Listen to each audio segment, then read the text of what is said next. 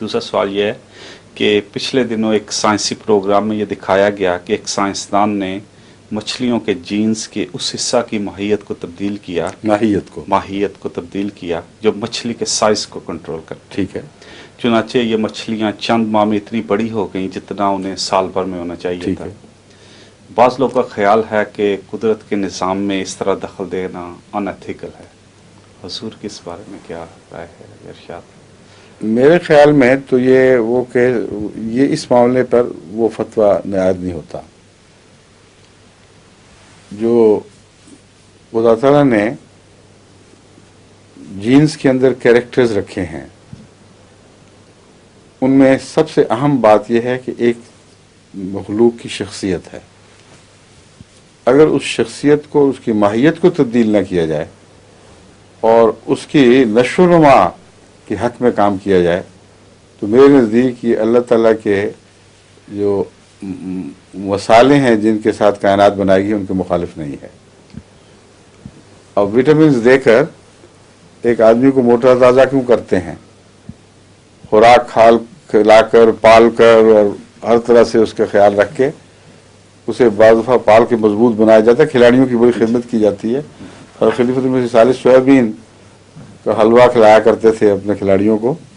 تو کوئی کہے کہ آپ قانون قدرت میں دخل دے رہے ہیں، وہ جیسا مڑا موٹا ہے بیچارہ اسی طرح رہنے دیں، یہ درست نہیں۔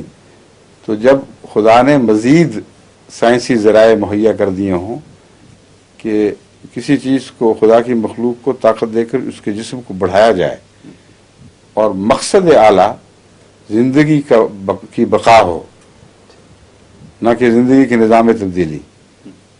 اب مچھلیاں جتنی بڑی ہوں گی اتنا کم مچھلیاں ضرورت کو پورا کریں گی۔ اس حد تک تو کوئی نقصان نہیں، لیکن یہ تحقیق طلب بات ہے کہ جس ذریعے سے کسی چیز کو موٹا کیا جاتا ہے وہ بالآخر مفید ہے یا مضر ہے۔ چنانچہ آرٹیفیشل طریقے پر جو کیٹل فارمنگ یا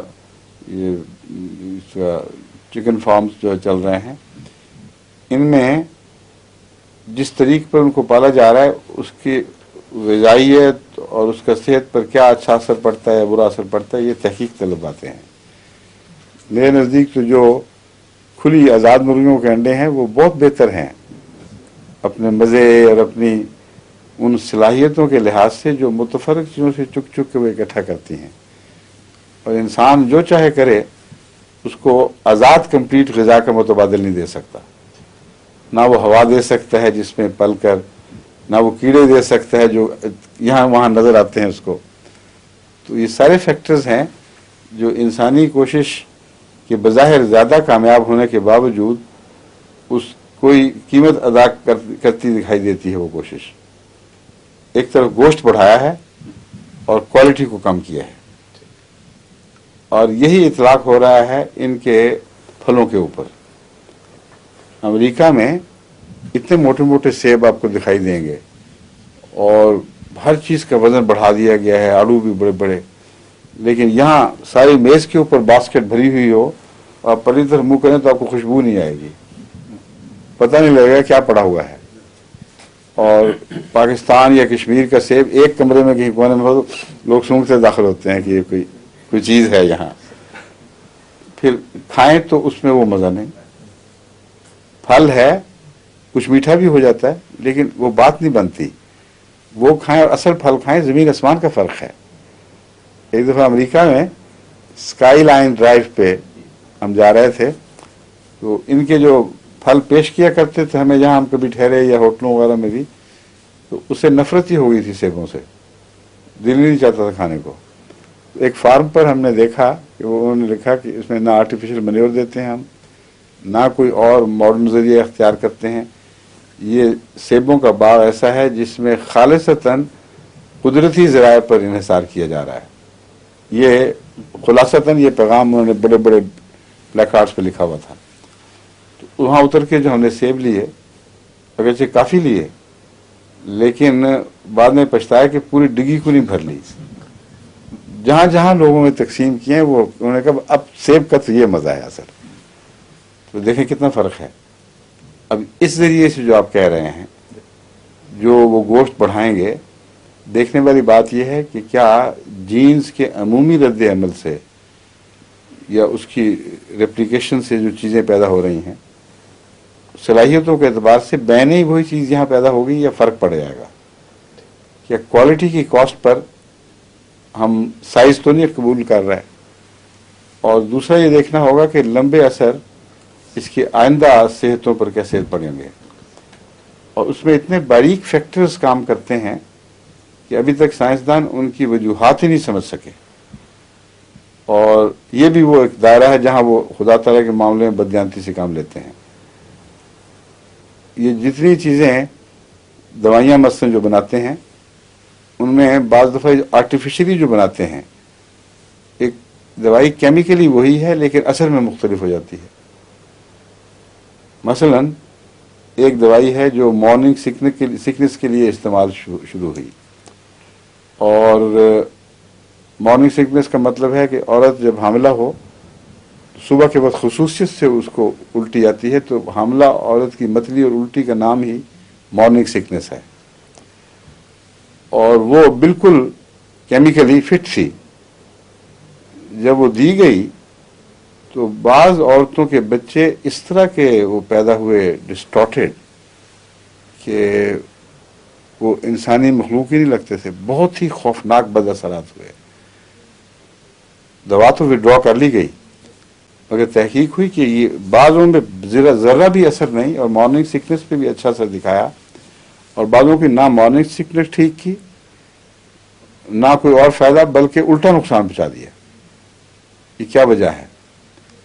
تمام تحقیق کا مقصد یہ تھا کہ کیمیکلی اس میں ایک ذرے کی بھی خرابی نہیں ہے، ایگزیکٹ وہی کیمیکل ہے، لیکن ایک سائنٹسٹ نے انٹیلیجنٹلی یہ تجزیہ شروع کیا کہ یہ رائٹ سپننگ مالیکولز اور لیفٹ سپننگ مالیکولز کا فرق تو نہیں کہیں۔ تو مالیکولز اگر یوں حرکت کر رہے ہیں، انگلی کا رخ اس طرف ہے، تو اگر وہ اسپائر گھومیں گے تو بعض دفعہ یوں گھومتے ہوئے دکھائی دیں گے، بعض دفعہ یوں گھومتے ہوئے دکھائی دیں گے۔ جیسے پیچکش کو کبھی یوں گھماتے ہیں کبھی یوں گھماتے ہیں، تو اس کا نام ہے رائٹ سپننگ یا لیفٹ سپننگ۔ اپنے ایک ایکسس پر جب وہ حرکت کرتا ہے، ایک سفر کرتا ہے، تو کس طرف گھوم رہا ہے۔ اس طرح بہت گہرے مطالعے سے انہوں نے جو سب ایٹامک پارٹیکلز ہیں ان کے گھومنے کے متعلق بھی معلوم کیا ہے کون کس طرف گھوم رہا ہے۔ تو اسے اس سائنسدان کو یہ معلوم کر کے حیرت ہوئی کہ وہ تمام دوائیں جن میں اتفاقاً رائٹ سپننگ مالیکول تھا، وہ مارننگ سکنس کو دور کرنے کے موجب بنی، اور اس میں کوئی خرابی پیدا نہیں ہوئی۔ اور وہ کیمیکلز، کچھ ان کی دواؤں میں کچھ کیمیکلز وہ آ گئی تھیں، کچھ وہ آ گئی تھیں۔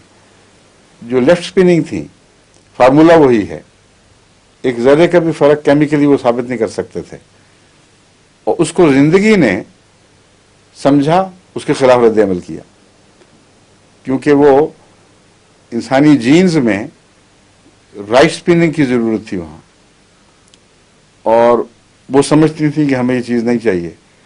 اگر تو ریجیکٹ کر دیتی تو اور بات تھی، لیکن چونکہ جسم میں انجذاب ہو گیا، اس لیے اس نے جا کر خرابیاں پیدا شروع کر دیں اور عجیب بیہیویئر پیدا ہوا۔ اس کے سوا کوئی وجہ نہیں ہے۔ تو اس سے پتہ چلتا ہے کہ اللہ تعالیٰ کی کائنات میں باریک در باریک ایسی باتیں ہیں جن کے اثرات صرف پہلی نسل پر نہیں پتہ کرنے میں چلتے، اگلی نسلوں پر بھی عائد ہوتے ہیں، اور اس پہ سائنسدانوں کو بہت احتیاط کرنی چاہیے۔ اس لیے امریکہ میں یہ مچھلیاں ملتی ہوں گی، میرا مشورہ یہ کہ ابھی کھانا نہ شروع کریں آپ۔ کینیڈا میں صحیح، انہوں نے کینیڈین بھی جی احتیاطی رکھیں۔